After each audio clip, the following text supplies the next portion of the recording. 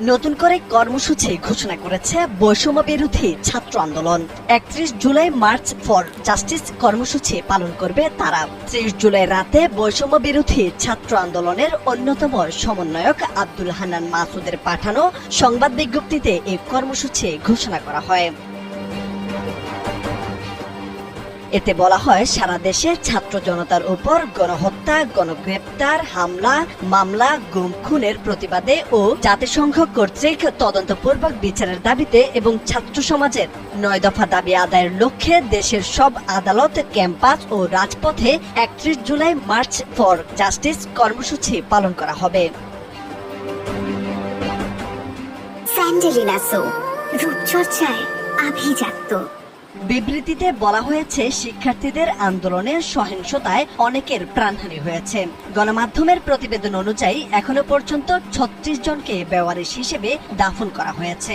বিভিন্ন হাসপাতালে চিকিৎসাধীন 6,701 জন। আহতদের অনেকেই চিরতরে অন্ধ হয়ে গেছেন, অনেকে হয়েছেন পঙ্গু।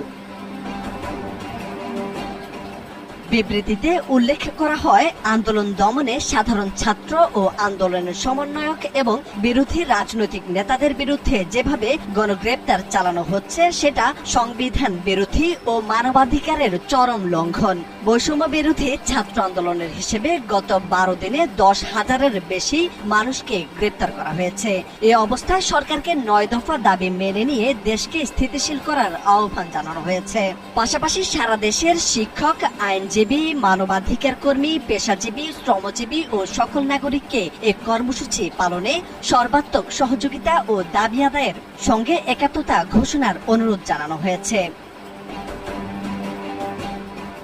এর আগে মঙ্গলবার মুখে ও চোখে লাল কাপড় বেঁধে ছবি তুলে তা অনলাইনে ছড়িয়ে দেওয়ার কর্মসূচি পালন করেন কোটা সংস্কার দাবিতে আন্দোলনরত শিক্ষার্থীরা। দিনব্যাপী সামাজিক যোগাযোগ মাধ্যমে অনেকের প্রোফাইলে তেমনই চিত্র দেখা যায়।